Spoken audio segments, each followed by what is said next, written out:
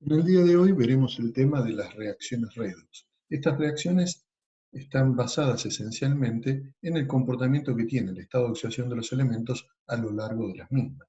Por eso tenemos que repasar inicialmente, tal cual lo tienen en la guía de redox que le subimos, las reglas por las cuales podemos encontrar o determinar el estado de oxidación de los elementos en un compuesto dado. Más adelante, cuando lleguemos a estructurar la materia, veremos el modo correcto de determinar el estado de oxidación, pero por el momento nos guiaremos exclusivamente con estas reglas que son de aplicación general. Es decir, hay excepciones, pero usualmente nos van a servir para determinar esta oxidación de cualquier elemento en cualquier compuesto. La primera de estas reglas nos dice que los átomos de un elemento que no están combinados con otro elemento tienen un estado de oxidación igual a cero. Así, si tenemos, por ejemplo, el sodio, como en el ejemplo, el estado de oxidación es cero, pero también lo es en el caso del oxígeno, cuando forma parte del oxígeno 2 o del ozono, porque si bien está combinado con otros átomos, son átomos del mismo elemento y su estado de oxidación sigue siendo cero. Luego aparecen dos reglas que están referidas a dos elementos que aparecen en muchos compuestos, como son el hidrógeno y el oxígeno. En el primer caso, el hidrógeno tiene estado de oxidación +1 prácticamente en todos los compuestos en los que aparece, excepto en aquellos en los cuales está combinado exclusivamente con un metal. Acá lo vemos en estos dos ejemplos, son los llamados hidruro de sodio, hidruro de bario, y hay algunos más, donde el estado de oxidación es -1. En el caso del oxígeno, lo más frecuente es encontrarlo con -2 cuando está combinado. Acá tenemos varios ejemplos donde se cumple eso, pero también puede tener estado de oxidación -1, esencialmente en los peróxidos. Acá vemos dos ejemplos de ellos, peróxido de sodio y peróxido de bario.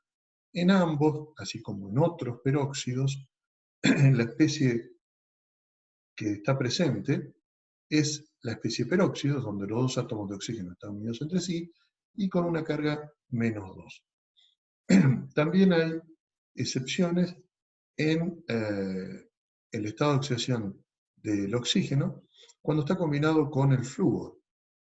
Cuando el oxígeno está combinado con el flúor, tiene estado de oxidación positivo, que puede ser +2, en el ejemplo que figura aquí, y también puede tener estado de oxidación +1, en un ejemplo que está en la guía, pero no está puesto en esta presentación, porque no lo puse. Existen otras excepciones menos frecuentes que no vamos a discutir aquí. Una cuarta regla es que los átomos de los metales, cuando están combinados, tienen siempre estado de oxidación positivo. Nunca vamos a encontrar a los metales con estado de oxidación negativos, de acuerdo a estas reglas de asignación que estamos viendo. Y algunos de ellos están siempre con los mismos estados de oxidación. Así, los metales que están en estado de oxidación 1 de la tabla siempre actúan con +1, los del grupo 2 siempre actúan con +2, y luego hay otros elementos que vamos a ver frecuentemente y que tienen la particularidad de actuar solo con un estado de oxidación, por lo que vale la pena recordarlos. Por ejemplo, el aluminio siempre actúa con +3, el zinc y el cadmio siempre con +2, la plata siempre con +1. Una regla más es que los átomos de los halógenos, esto es del grupo 7 o el grupo 17, de acuerdo a la tabla que estoy manejando, la anteúltima de la tabla, actúan siempre con -1 cuando están combinados con el hidrógeno o con metales, exclusivamente. Mientras que los del grupo 6A, los que están al lado, hacia adentro de la tabla, es decir, el anteúltimo grupo, lo hacen siempre con -2. Acá tenemos algunos ejemplos, por ejemplo, el halógeno, o sea, el flúor, el cloro, el bromo, el yodo, en estos compuestos, donde solo está combinado con metales o con el hidrógeno, es precisamente -1. Por contraste, en estos compuestos, donde aparecen los halógenos, pero aparecen combinados con más de un elemento, en general el estado de oxidación no es -1. De hecho, aquí no lo es. Y vemos también algunos ejemplos de elementos del grupo anterior, entre los cuales también está el oxígeno, pero ya tenemos una regla propia para él. Acá estamos viendo ejemplos para el azufre y para el selenio. ¿Sí? El estado de oxidación, cuando están solo combinados con metales o con hidrógeno, es menos 2. Tenemos una sexta regla que dice que los iones monoatómicos tienen un estado de oxidación que coincide con su carga. Por ejemplo, yo tengo un ion como el sodio más, entonces el estado de oxidación es más 1. Si es aluminio más 3, el estado de oxidación es más 3. Si es el sulfuro, el estado de oxidación será menos 2. En este caso específico, el estado de oxidación es más que un número definido con reglas convencionales, ya que tiene un significado físico concreto. Es la carga del ion. Tenemos dos reglas más. La séptima, que nos dice que la suma de los estados de oxidación de todos los átomos que conforman un ion poliatómico tiene que coincidir con la carga. Si tenemos el ion sulfito, por ejemplo, la suma del estado de oxidación del azufre más 3 veces el estado de oxidación del oxígeno debería dar menos 2. Esto es una herramienta muy importante para determinar el estado de oxidación de uno de los elementos si conocemos los otros, ¿sí? El de los otros, ¿sí? Porque solo a partir de esa suma, o a partir de esa suma, podemos despejar el estado de oxidación que nos interesa. La octava regla es muy semejante, pero es válida para moléculas neutras. La suma de los estados de oxidación de todos los átomos que conforman la molécula neutra debe ser igual a 0. Y también lo podemos usar precisamente para obtener los estados de oxidación de un elemento determinado. Durante los ejercicios que veamos hoy, no volveremos sobre estas reglas y entenderemos que ustedes ya las conocen y las pueden usar sin ninguna dificultad.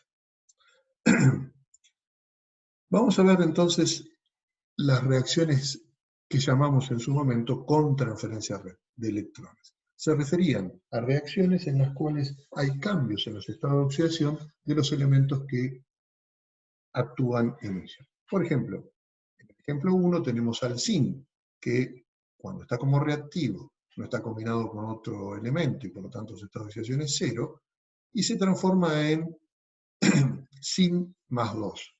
Ustedes pueden obtener a partir de las reglas precisamente esta confirmación.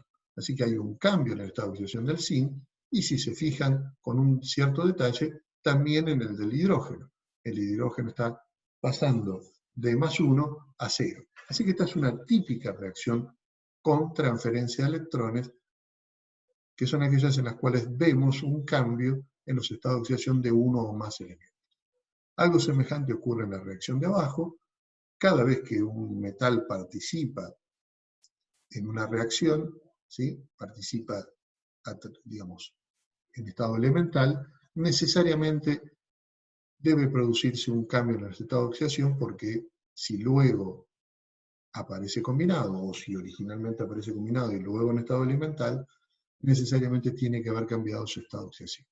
En este caso el cobre pasa de 0 a más 2, mientras que el nitrógeno pasa de más 5, que es el estado de oxidación en el nítrico, a más 4, que es el estado de oxidación en el dióxido de nitrógeno.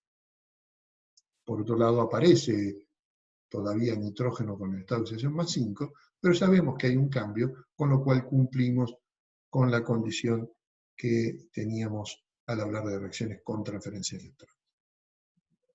Vamos a avanzar un poquito más profundamente sobre estas reacciones. Una reacción típica que discutimos en estequiometría era, por ejemplo, la oxidación del hierro para dar óxido de hierro 3. Si uno analiza los estados de oxidación, rápidamente comprueba que es una reacción con transferencia de electrones. El hierro pasa de 0 a más 3, mientras que el oxígeno pasa de 0 a menos 2. Así que podemos pensar que el hierro se ha oxidado, que es lo que diríamos cotidianamente cuando el hierro sufre este fenómeno. El hierro se oxidó porque ganó oxígeno. Pero mirando desde el punto de vista del significado del estado de oxidación, lo que podemos entender es que en este proceso el hierro perdió electrones, ¿sí? Y aumentó su estado de oxidación. Así que se ha generalizado el término, ¿sí? Si bien originalmente el término oxidación se refería a la ganancia de oxígeno, podemos decir en general que un elemento se oxida si pierde electrones aumentando su estado de oxidación. No vamos a hacer una discusión en este momento, pero convengamos que estos términos, pierde electrones, son términos relativos que vamos a utilizar con un sentido no estricto, que veremos su validez cuando lleguemos a uniones químicas hacia el final de este semestre. El proceso que le ocurrió al oxígeno es exactamente contrario. Estaba con un estado de oxidación 0 y luego pasa a un estado de oxidación -2. Gana cargas negativas. Esto significa gana electrones.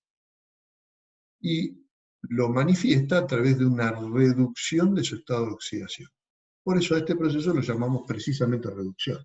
Es un proceso por el cual un elemento gana electrones reduciendo su estado de oxidación. La validez de este término gana electrones es semejante a la de perder electrones que habíamos comentado hace un segundo. Así que estos procesos en los cuales una especie parece perder electrones mientras que otra parece ganarlos, las denominamos en general procesos redox o reacciones redox o de oxidorreducción. En ambos casos estamos tratando de indicar que los dos procesos no son independientes, sino que tienen que ocurrir simultáneamente. Es decir, si hay una especie que se oxida, necesariamente tiene que haber una especie que se reduzca para cerrar de alguna manera el circuito con los electrones ganados y perdidos. Muy bien. Estas reacciones, las reacciones redox, pueden equilibrarse de un modo muy semejante a lo que hicimos en su momento cuando aprendimos el tema en estequiometría, pero existen casos en los cuales realmente no es tan sencillo un balance intuitivo, un balance del estilo de los que hicimos, de los que hacemos habitualmente, sino que hay que utilizar algún método en particular para auxiliarnos, ya que las reacciones suelen ser bastante complicadas. Existe un método que vamos a discutir aquí, que es el llamado método del ion-electrón, que precisamente sirve para balancear ecuaciones redox con facilidad y además permitiéndonos observar un poco el mecanismo que tiene lugar en este proceso. Así que el método básicamente sirve para balancear ecuaciones redox en solución acuosa. Si bien se desarrolló originalmente en solución acuosa, se puede extrapolar a otras condiciones, y que su primera, digamos, simplificación es dividir la ecuación en dos partes, en dos hemiecuaciones. En una parte que representa el proceso de oxidación y en otra parte que representa el proceso de reducción. Sabemos que los dos no son independientes, así que en algún momento tendremos que volver a juntarlos. Pero en función de simplificar el balance, divide a la reacción completa en dos partes. Una segunda condición es que utiliza las especies que estrictamente están presentes en el medio. Eso nos obliga a recordar que cuando los ácidos, los hidróxidos y las sales están disueltas en agua, están disociadas en iones. En realidad, más adelante vamos a ver que no necesariamente todas estas especies están completamente disociadas, pero por el momento vamos a suponer que sí lo están. Así que si tenemos ácido sulfúrico agregado a agua, en realidad las especies que esperamos en solución acuosa son los protones y los sulfatos y no moléculas de sulfúrico. Así que si debemos hacer uso de algún elemento que está dentro del ácido sulfúrico, ¿sí?, tendremos que ver si es el protón o si está incluido dentro del sulfato. Otros casos, por ejemplo, de un hidróxido, de una sal, son semejantes. Si ponemos hidróxido de sodio, las especies reales son sodio y oxidrilo. Si ponemos sulfato de aluminio, las especies son sulfato y aluminio. Pero no las moléculas originales. Debemos tener presente que esto solo es cierto si las especies están disueltas en agua. Si no lo estuvieran, ¿sí?, obviamente la especie mantendría su identidad original. ¿Cómo nos damos cuenta si están o no disueltas?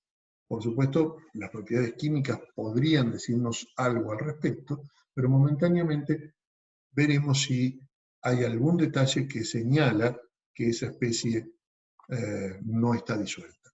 En general, en una ecuación química, para indicar que una especie no está disuelta, se agrega una flecha hacia abajo que indica que esa especie está sólida, o una flecha hacia arriba que indica que esa especie está en estado gaseoso y no en la misma fase que la solución. Veamos con un poco más de detalle el método de ion-electrón. El método de ion-electrón tiene varias reglas, lo más fácil es verlas en un ejemplo, pero intentaremos reproducirlas de algún modo a través de una secuencia. En primer lugar, lo que hay que hacer es escribir las ecuaciones de hemioxidación y de hemioreducción de modo separado, que es lo que dijimos que es una de sus primeras premisas. Luego, en cada hemiecuación, debemos escribir las especies que contienen al elemento que cambia su estado de oxidación en los reactivos, eso lo pondremos a la izquierda, y en la especie en la que se convierte a la derecha. Esas especies tienen que ser tal cual aparecen en A. El siguiente paso será igualar el número de átomos del elemento que cambia su estado de oxidación a un lado y al otro. El siguiente punto será igualar en masas, es decir, el número de átomos de cada elemento a un lado y al otro, y en cargas cada hemiecuación. Por supuesto, en este caso nos referimos a elementos que no sean aquel que cambió su estado de oxidación. Es decir, puede haber otros elementos, habitualmente oxígenos e hidrógenos, y uno tiene que garantizarse que también para ellos se respete el mismo número a un lado y al otro. ¿Cómo hacemos ese equilibrio en masas y ese equilibrio en cargas? Por ende, bueno, en principio el equilibrio en masa lo logramos si es necesario, porque aparecen oxígenos o hidrógenos, con moléculas de agua y protones si el medio es ácido. El medio es ácido si hay ácidos en los reactivos o en los productos. O con moléculas de agua y oxidrilos si el medio es alcalino. Por ejemplo, si hay hidróxidos como reactivos o como productos. Para ver cómo funciona esto, debemos esperar hasta los ejemplos. Una vez logrado el equilibrio en masas, debemos lograr el equilibrio en cargas. Y para eso tendremos que hacer uso de los electrones que pudiéramos necesitar, y que indiquen precisamente la pérdida o la ganancia indicada por el cambio en el estado de oxidación. Luego de eso, tenemos que igualar el número de electrones en ambas hemiecuaciones. Para eso multiplicaremos las hemiecuaciones por números tales que igualen la cantidad de electrones que se ponen en juego. Lo más simple es multiplicar cada hemiecuación por el número de electrones que se ponen en juego en la otra. Una vez que hacemos eso, sumamos las hemiecuaciones, dejando los reactivos de cada una de ellas como los reactivos de la ecuación suma, y los productos de cada una de ellas como los productos de la ecuación suma. Esa ecuación que obtenemos por sumar las dos hemiecuaciones la denominamos ecuación iónica total. Luego transportaremos los coeficientes de la ecuación iónica total a la ecuación molecular. Para poder lograrlo, a veces necesitamos algunas consideraciones particulares que las veremos en su momento. Si alguna especie no recibe un coeficiente estequiométrico a partir de la ecuación iónica, lo tendremos que determinar de manera intuitiva, observando a un lado y al otro la ecuación molecular. Vamos a ver el primer ejemplo, uno muy simple que podríamos equilibrar sin necesidad del método de ion-electrón, pero que lo utilizamos precisamente porque es simple para comprender y aprender el método. Tenemos al cloruro de hierro 3, que reacciona con el cloruro de estaño 2 para dar el cloruro de estaño 4 y el cloruro de hierro 2.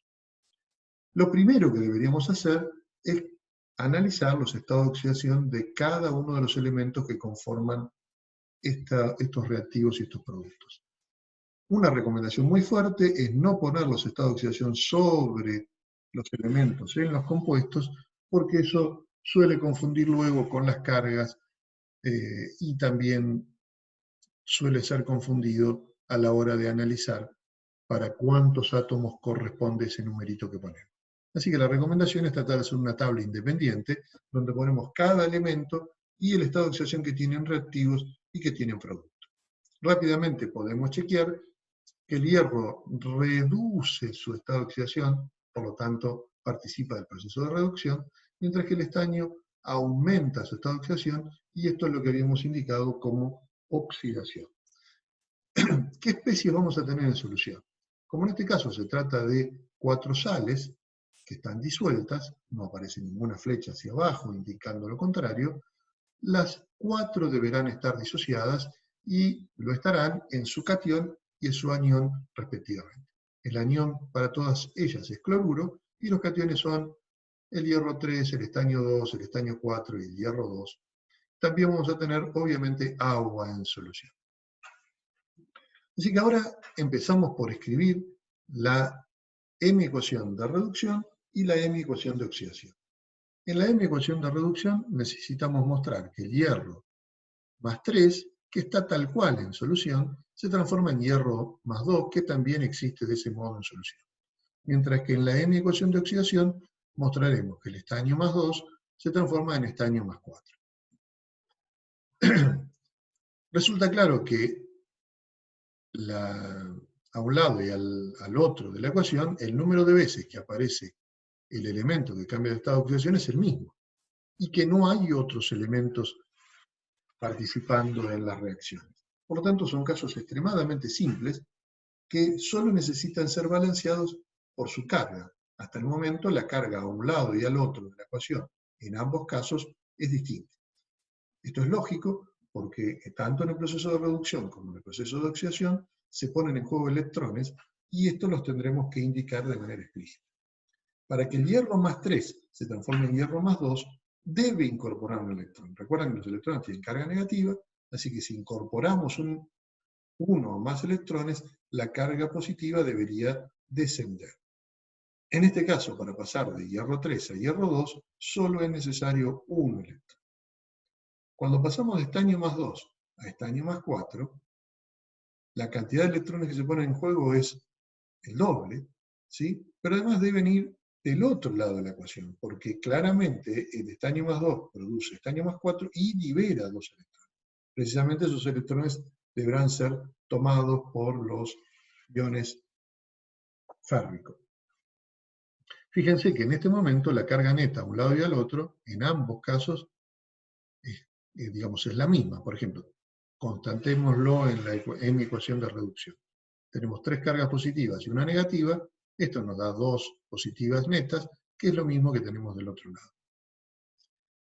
Lo que sigue es igualar el número de electrones que se ponen en juego. Es decir, los electrones perdidos por el estaño deberían ser iguales a los ganados por el hierro. La única manera de lograr eso es que la de reducción ocurra 2 veces por cada vez que ocurre la de oxidación. Es decir, multiplicamos por 2 la de arriba y por 1 la de abajo, que coincide precisamente con los electrones puestos en juego en la ecuación contraria. Este 2 es este 2, este 1 es este 1. Luego sumamos las ecuaciones y obtenemos lo que llamamos la ecuación iónica total. Como es obvio, la cantidad de electrones se tendrá que simplificar, porque precisamente la suma la hicimos una vez que igualamos el número de electrones, así que habitualmente no pondremos los electrones y nos quedará simplemente la ecuación iónica, que dice que 2 iones férrico, iones hierro 3, reaccionan con un estaño más 2 para dar 2 hierro más 2 y un estaño más 4. En este momento estamos en condiciones de llevarlo a la ecuación molecular. En la ecuación molecular pondremos un 2 delante del cloruro de hierro 3, porque necesitamos 2 hierros 3. Como cada una de estas fórmulas nos da solo un hierro, necesitaremos 2 veces esta fórmula para tener los 2 hierros. En el caso del estaño, nos dicen que necesitamos 1, así que bastará con poner un 1 o no poner nada. Ya sabemos que cuando no ponemos nada, queremos indicar que hay un 1. Y del otro lado hacemos algo parecido. Ponemos un 1 delante del cloruro de estaño 4 y un 2 delante del cloruro de hierro 2. Vale la pena discutir acá los llamados, digamos, los que llamamos habitualmente comportamientos químicos en las reacciones redox. Es claro que en este caso estos compuestos no están haciendo lo mismo que lo que vimos en las reacciones sin transferencia de electrones. En las reacciones sin transferencia de electrones, las sustancias esencialmente intercambiaban iones. En cambio, acá intercambian electrones. Así que se trata de un comportamiento químico distinto que denominamos como agente oxidante y agente reductor cuando se trata de los reactivos. Así, un agente oxidante es un reactivo que oxida a otro y a su vez se reduce. Es decir, tiene que tener al menos un elemento que se reduce, es decir, reduce su estado de oxidación. En este caso, el agente oxidante tendría que ser el cloruro férrico, porque ahí está contenido el hierro, que es precisamente el que se reduce a hierro 2. En cambio, el agente reductor es el reactivo que reduce a otro y a su vez se oxida. Es decir, tiene que tener un elemento que aumente su estado de oxidación. En este caso es el cloruro de estaño 2. Veamos también el concepto de equivalente en las reacciones redox. En su momento, cuando discutimos equivalentes en estequiometría, habíamos indicado que ese concepto está íntimamente ligado con el comportamiento químico de la especie. En este caso, el comportamiento químico de la especie está dado por el intercambio de electrones. Así que la definición de equivalente redox tiene que estar vinculada o asociada precisamente a ese intercambio de electrones. Por eso es que el peso equivalente redox lo vamos a calcular como el peso molecular de la especie, el peso de un mol de la especie, dividido el número de electrones que está asociado a una partícula, ya sea un ion o una molécula. Es decir, el equivalente redox en definitiva sería la masa de la sustancia que está asociada al intercambio de un mol de electrones. Y por eso su cálculo lo hacemos de esta manera. En el caso que vimos hace un ratito, el peso equivalente, por ejemplo, del cloruro férrico, que era el agente oxidante, será el peso molecular dividido 1. ¿Por qué lo dividimos por 1? Porque una partícula de cloruro de hierro 3, que tiene solo un hierro 3, pone en juego solo un electrón. Revisen, por favor, en las semiecuaciones que vimos hace un ratito, y por eso dividimos entonces por 1, quedándonos este numerito. En el caso del otro reactivo, el agente reductor, el cloruro de estaño 2, el peso molecular lo tenemos que dividir por 2 porque está poniendo en juego 2 electrones por estaño, y en el cloruro de estaño hay un solo estaño. Así que esto significa que debemos dividir por 2 el peso de un mol de cloruro de estaño. También podemos sacar el peso equivalente para los productos, mirando precisamente cuántos electrones se ponen en juego asociados a ese producto en particular. Si se fijan, van a constatar que el peso equivalente para el cloruro de hierro 2 será el peso de un mol dividido 1, mientras que para el cloruro de estaño 4 es el peso molecular dividido 2. Recuerden que acá es válido lo mismo que habíamos visto para los equivalentes en las reacciones sin transferencia de electrones. Es decir, el numerito que obtenemos acá es la masa o el peso de un equivalente. Por ejemplo, en el caso del cloruro de hierro 3, un equivalente de cloruro de hierro 3 tiene una masa de 161,5 gramos. También el numerito por el cual tenemos que dividir el peso de un mol nos dice cuántos equivalentes hay contenidos en un mol. En este caso sabemos que, como dividimos por 1, hay un equivalente de cloruro de hierro 3 en un mol de cloruro de hierro 3. Si hubiéramos hecho esto mismo, por ejemplo, para el cloruro de estaño, ¿sí?, un equivalente tendría una masa de 95,5 gramos, pero además un mol de cloruro de estaño 2 tendría 2 equivalentes porque estamos dividiendo por 2. Vamos a ver ahora algunas ecuaciones o algunos ejemplos de balanceo de ecuaciones, en principio en medio ácido. Recuerden que cuando hablamos de medio ácido decíamos que era un medio en el cual había al menos un ácido como reactivo o como producto, y que por lo tanto las especies que teníamos seguramente presentes eran los protones, además de las moléculas de agua y de las especies directamente involucradas con la ganancia o la pérdida de electrones.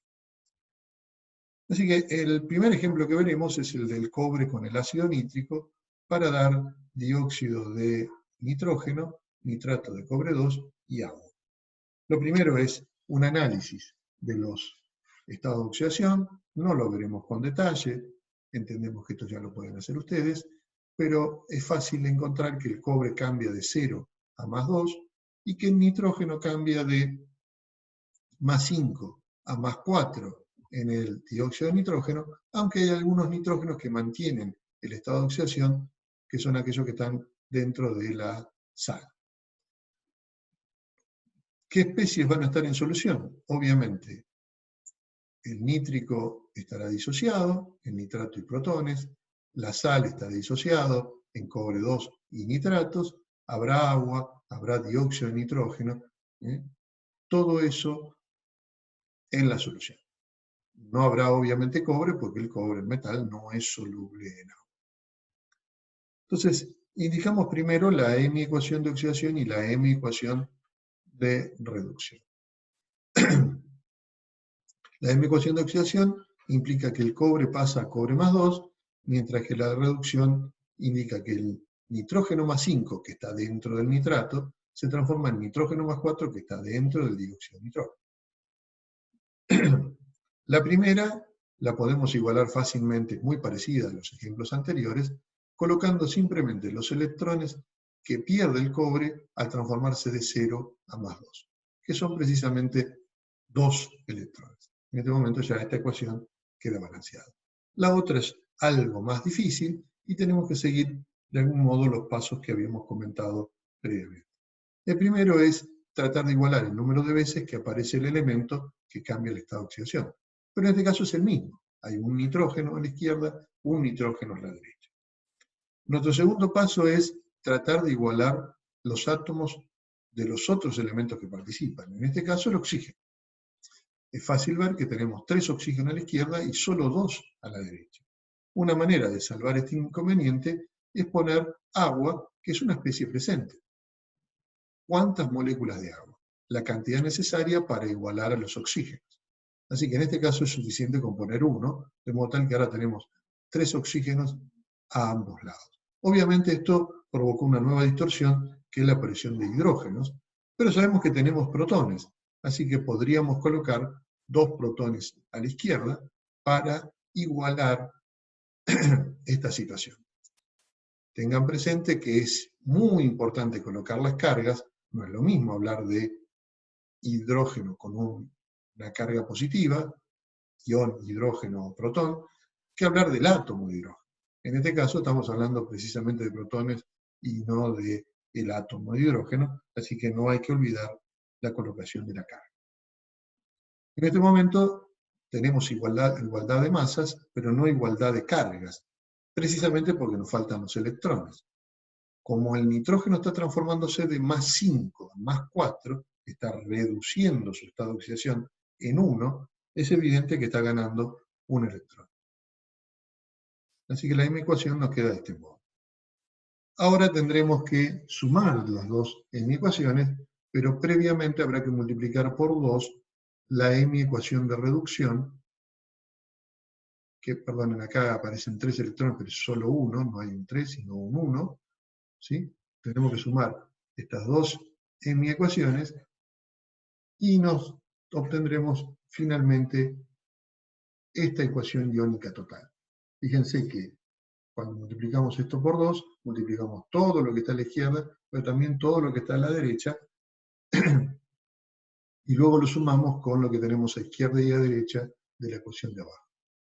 Cuando tenemos que llevar eso a la ecuación molecular, nos encontramos con un inconveniente que antes no habíamos visto.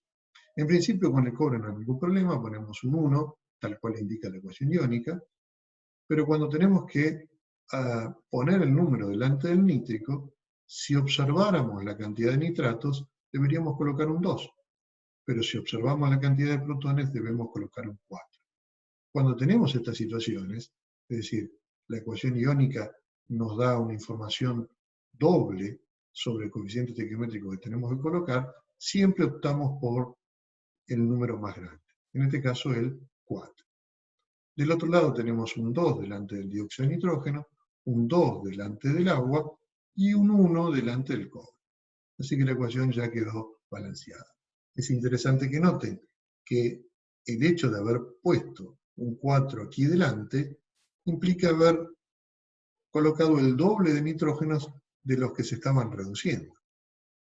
Y esos nitrógenos son los que están formando parte de la sal.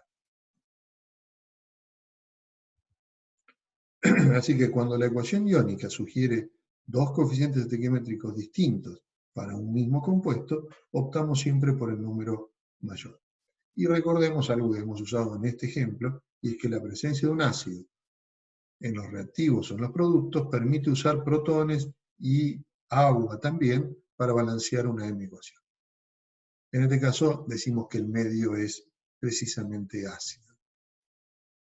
Bueno, para completar la ecuación, digamos que en este caso el agente reductor es el cobre, porque es el que se oxida, mientras que el agente oxidante es el ácido nítrico, porque es el que se reduce a lo largo de la reacción. Veamos un segundo ejemplo. El hierro con el ácido nítrico para dar el monóxido de nitrógeno, el nitrato de hierro 2 y el agua. Otra vez, primero hacemos un análisis de los estados de oxidación. Vemos que los cambios son del hierro, que aumenta su estado de oxidación de 0 a más 2, es decir, se oxida, mientras que el nitrógeno pasa de más 5 en el ácido nítrico a más 1 en el óxido. Mantiene el estado de oxidación en la sal, pero por eso por el momento no nos interesa. Lo que vemos es que el nitrógeno reduce su estado de oxidación y por lo tanto participa del proceso de reducción. Las especies que vamos a tener en solución son el nitrato, el protón, que proviene del ácido nítrico, el óxido, ¿sí?, el hierro 2 y el nitrato, que provienen de la sal, y el agua. Escribimos los procesos de oxidación y de reducción. El de oxidación es muy parecido a lo que hemos visto previamente. El hierro 0 se transforma en hierro más 2 y evidentemente lo hace perdiendo 2 electrones. Mientras que la M-ecuación de reducción indica que el nitrógeno con más 5 está formando parte del nitrato, se transforma en nitrógeno con más 1, que está formando parte del óxido. Obviamente el óxido no se puede disociar, no es una sal, no es un ácido, no es un hidróxido, no lo podemos disociar, queda tal cual está. Esto nos obliga a hacer uso de la primera de los pasos que habíamos comentado, que era igualar el número de veces que aparece el átomo que cambia su estado de oxidación. Por eso debemos colocar un 2 delante del nitrato, de forma tal que ahora tengamos 2 nitrógenos a un lado y al otro. En este momento, sin embargo, la cantidad de oxígenos no coincide y para poder igualarlo estamos obligados a escribir agua a la derecha, debemos colocar 5 moléculas de agua para que el número de átomos de oxígeno quede igualado, y eso nos obliga a poner protones a la izquierda en una cantidad de 10 para que queden igualados los hidrógenos a un lado y al otro. Lo único que resta acá es colocar el número de electrones. ¿Cuál sería el número de electrones? Podríamos decidirlo o determinarlo mirando las cargas. Fíjense que del lado derecho no hay cargas netas, mientras que del lado izquierdo tenemos 10 positivas y 2 negativas, los cuales nos deja un saldo de 8 positivas. El único modo de arreglar esta situación, de balancear las cargas, si solo tenemos que colocar electrones, es poniendo los electrones a la izquierda, de forma tal que compensen las cargas positivas netas que quedan aquí. Así que esperamos tener que colocar 8 electrones a la izquierda. La otra forma de entender o de determinar el número de electrones que se ponen en juego es recordar que el nitrógeno está transformándose de más 5 a más 1. Eso significa que reduce la cantidad de cargas positivas y esto es, incorpora cargas negativas. 4 cargas negativas, 4 electrones por nitrógeno. Pero como tenemos 2, nos obliga a duplicar esa cantidad y por eso nos queda la M-ecuación de reducción escrita de este modo. En este momento sumamos las dos M-ecuaciones, previo multiplicar por 4 la de abajo en función de igualar el número de electrones. También podríamos haber multiplicado la de arriba por 2 y la de abajo por 8, pero es mucho más simple igualar en 8 el número total de electrones, y luego sumamos, y nos queda precisamente esta ecuación que vemos acá, nuestra ecuación iónica total, que la tenemos que llevar a la ecuación molecular. El hierro tiene un 4 delante, precisamente porque lo indicado por la ecuación iónica.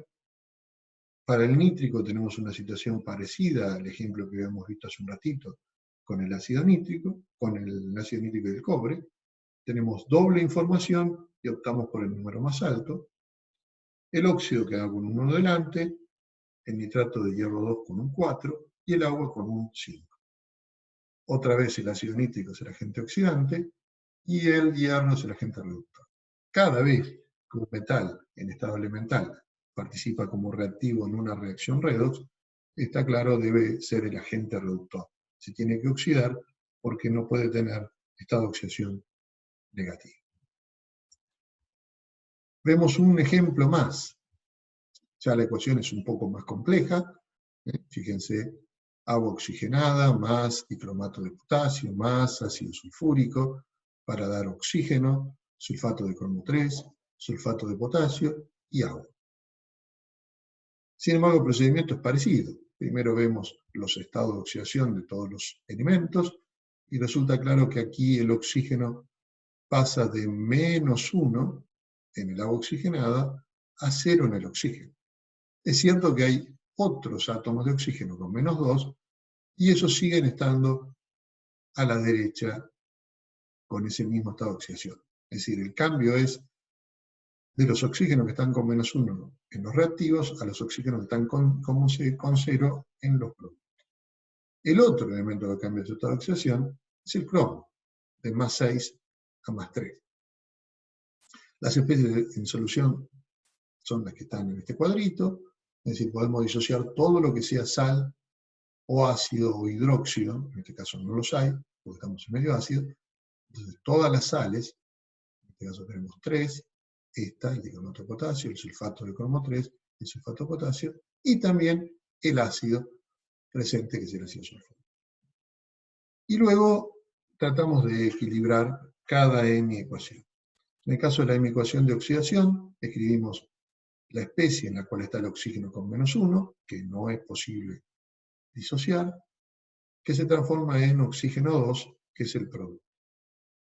Es muy fácil observar que para equilibrar esta reacción tenemos que hacer uso de los protones, recuerden que estamos en medio ácido, y que además aparecerán 2 electrones como producto.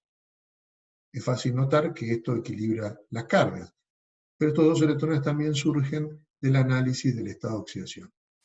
De -1 a 0 se está perdiendo un electrón, pero como hay 2 oxígenos, se pierden 2 electrones, que es lo que hemos indicado explícitamente. La otra ecuación es la reducción del dicromato a cromo +3. En ese caso, lo primero es igualar el número de veces que aparece el átomo de cromo, por eso aparece este 2. Luego igualaremos la cantidad de oxígenos con 7 moléculas de agua y nos obligará a poner 14 protones a la izquierda para igualar estas 7 moléculas de agua.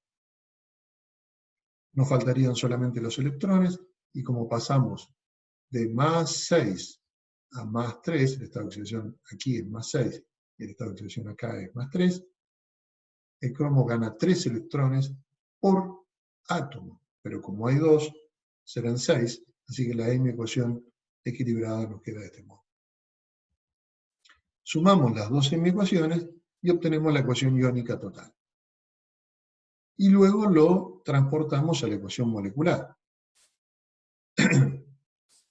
Cuando lo llevamos a la ecuación molecular, o antes de llevarlo a la ecuación molecular, debemos observar que hay cosas que se pueden simplificar. Por ejemplo, aparecen 14 protones como reactivos y 6 protones como producto. Así que realmente, en forma neta, solo se han usado 8 protones. Son estos numeritos los que tenemos que llevar a la ecuación molecular. La ecuación molecular queda tal cual hemos indicado, más abajo. Chequeemos rápidamente, este 3 aparece porque lo dice la ecuación iónica, este 1 también está indicado por la ecuación iónica que nos pedía un dicromato, este 4 puede, digamos, es debido a que necesitamos 8 protones, pero que solo necesitamos 4 moléculas de sulfúrico para tenerlos. O sea que cada molécula de sulfúrico proporciona 2 protones.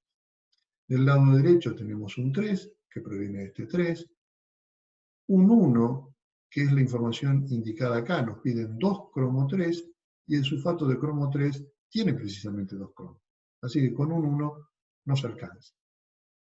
Y el 7 nos va a permitir poner este 7 aquí. Si se fijan, no hay información para poner un coeficiente estequiométrico delante del sulfato de potasio. Esto es simplemente porque ni el potasio ni el sulfato participaron del proceso real de oxidación y de reducción. Simplemente son iones espectadores que están presentes en solución, pero que deben quedar equilibrados. Para hacerlo, en general, serán necesarios coeficientes muy simples y lo podemos hacer intuitivamente. En este caso, por ejemplo, este 1 que habíamos colocado a partir de la ecuación iónica, nos indicaba que teníamos que tener 2 potasios. Y los potasios tienen que aparecer del lado derecho. Están exclusivamente en el sulfato de potasio, así que con un 1 precisamente aparecerán esos 2 potasios. De este modo la ecuación ya quedó balanceada. En este caso el agente oxidante es el dicromato de potasio, es el que se redujo a lo largo de la reacción, mientras que el agua es el agente reductor.